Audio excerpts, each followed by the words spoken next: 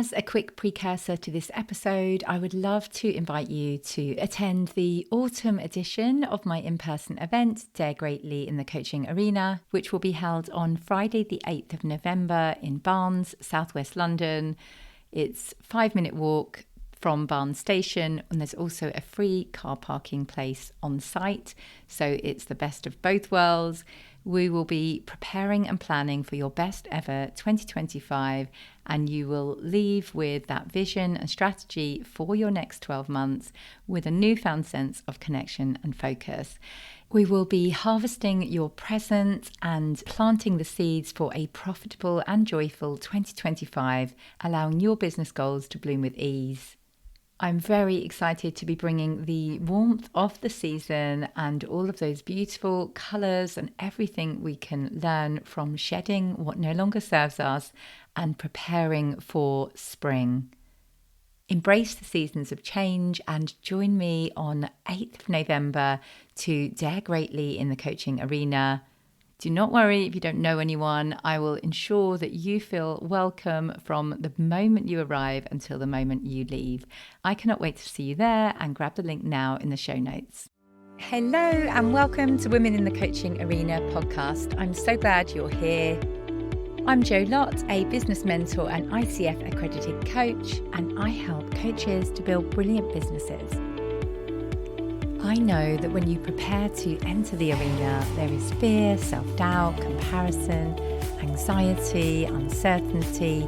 You can tend to armour up and protect yourself from vulnerability. In this podcast, I'll be sharing honest, not hype, practical and emotional tools to support you to make the difference that you're here for. Dare greatly, you belong in this arena. Hello, welcome to the 38th episode of Women in the Coaching Arena. I am so glad you are here. This week I held a free workshop to help people get clear on their niche and offer, and somebody asked me a brilliant question that I thought I would cover today. So, am I selling business to business, or am I selling to the individual client? This is especially a quandary when you are doing executive coaching or leadership coaching, because it's hard to know, is it going to be that individual leader who perhaps sees your social media post, or are you marketing to organizations? So that's what we're going to dive into today. This is a critical decision that can shape how your marketing pans out, your entire message on your website. It really is pivotal to your success in your coaching business. So first, let's define these items. So B2B refers to transactions between businesses. So this would be you as perhaps a leadership coach selling to an organization, and they are your paying client. B2C, on the other hand, involves a transaction between you as perhaps a leadership coach and your individual clients, you talking to that client in all of your messaging and that client paying your bill. So let's talk about the pros and cons of each of these. Business to business coaching often involves larger contracts and longer engagement periods. It means more stability, potentially higher income per client. However, the sales cycle is longer and more complex a lot of the time, requiring you to get through those different layers of an organization to get to that decision maker that can sign off your invoice. On the flip side, B2C coaching allows for more personal connection with your individual client. There isn't that confusion about who is my contract with. The sales cycle is usually shorter because that individual can just make a decision. You've got that flexibility to mold your services to suit that exact client. If they want more, if they want less, you can negotiate with them directly. However, the trade-off is smaller contracts, less money per client usually, and potentially more effort in gaining that client in terms of the marketing it takes to get that one client. So how do you decide? It starts with understanding your strengths, your preferences. Do you thrive in corporate environments? Do you prefer one-on-one interactions? Are you looking for long-term engagements or variety in your clients?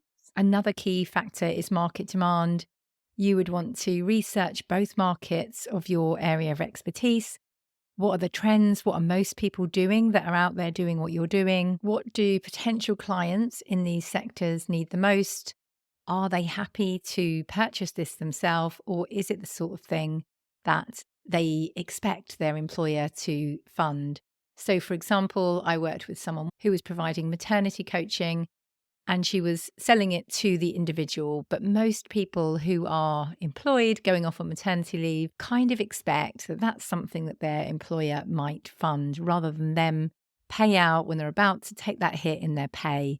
So often it's about really thinking about your ideal client and are they seeking your service themselves to invest in. How you want to market is also crucial. So in business to business, building relationships with key decision makers and understanding their needs is essential. You would be more likely to want to do things like networking, attend conferences, do in person events for business to business. The sales process for business to business is very different for business to client. So you are likely to need very different revenue generating activities. Different methods of lead generation, for example, social media doesn't really cut it with business to business. You have a very different conversion rate. If you are talking to organizations, you're usually building that relationship. Therefore, you will gain higher trust and higher conversion rate. Good, deep, long-term relationships with a few really good potential leads. A lot of the marketing for B2B is behind the scenes. So that may please some of you because I know visibility comes up a lot. That's not to say it's easy though, because there is a lot of admin heavy work to do to gain those corporate contracts. It's about sending a lot of cold emails a lot of the time, making sure you have a really good system to follow up on them, making sure that you're constantly keeping in touch with people. So if you are thinking it sounds like the easy option, there is still work to be done. It's just a different type of work. So you would need to balance which you prefer. And if you are thinking neither, I hear you. And all we need to do is really shift it to how good you are going to feel when you gain that contract. For those of you who don't want to use social media, that will please you that it's nowhere near as relevant for business to business as it is for business to client. So B2B marketing involves thought leadership, publishing articles, speaking at industry events. It's really about building your credibility, showcasing your expertise to that business audience. They are less likely to be impressed by your social media post and more likely to be impressed by studies that you've done in your area of work and things that completely raise your credibility. Let's move on to exploring B2C. With B2C, expanding your personal brand, connecting directly with potential clients through social media, really growing that audience can be more effective. For B2C, social media marketing is a core part of your strategy most of the time. Blogging, email newsletters, lead magnets, funnels, that kind of thing can be really powerful to reach those individuals seeking personal development. That's not to say that online is the only way. You can get out there in your local community, figure out people you can partner with who have your ideal client and might be able to come up with some sort of referral arrangement with you. There are so many ways of building those relationships and getting your message out there. And the right way will be the right way for you because you need to enjoy it to ensure you actually show up and do it regularly. The choice between B2C and B2B isn't necessarily binary. Many coaches can blend both approaches. I would recommend doing a campaign, for example, like the next 6 months, for example, I'm going all in on B2B and everything I do is going to be targeted at gaining that big contract.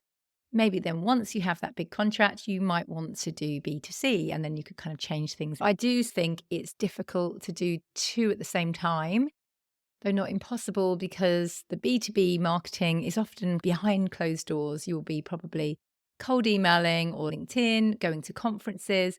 It won't necessarily impact what you are showing on your social media, for example. Nevertheless, I would still always recommend making your life as easy as possible and really going all in on one campaign. To sum up, whether you choose B2B or B2C, the key is to really align your business strategy with your strengths, the market demands, personal preferences.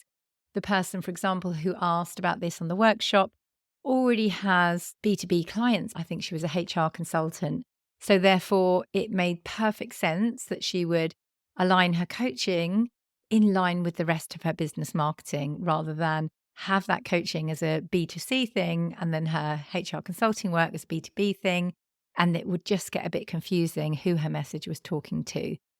So let's share 2 client case studies, one doing business to business and one doing business to client, and see if it helps you to gain clarity at all.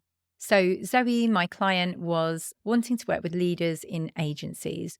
Before she came to work with me, she was focusing on business to client. So she was talking to the leader who has been promoted and is lost and confused and stressed out, rather than to the agency who wants that leader to perform well in the business so they generate more profits, for example.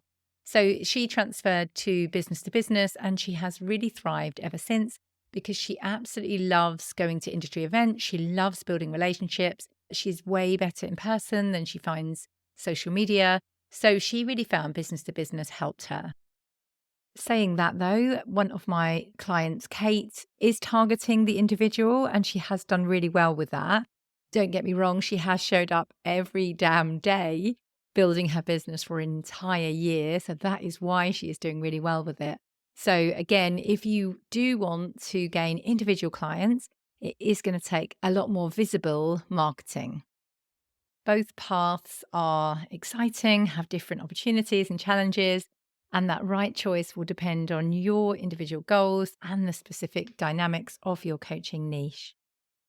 Thank you for listening to today's episode. I hope this discussion has provided a bit more clarity and direction for your coaching business. Remember, your journey is unique. The right path is the one that aligns best with you, your vision, your values. And as I say at the end of every episode, trust yourself, believe in yourself, and be the wise gardener who keeps on watering the seed. Thank you so much for listening to this episode of Women in the Coaching Arena. I have a mass of free resources on my website, joannalottcoaching.com. That's Joanna with an A and Lott with 2 T's, joannalottcoaching.com. And I'll also put links in the show notes below. Let me know if you found this episode useful, share it with a friend and leave me a review, and I will personally thank you for that. Remember to trust yourself, believe in yourself, and be the wise gardener who keeps on watering the seed. Get into the arena, dare greatly, and try.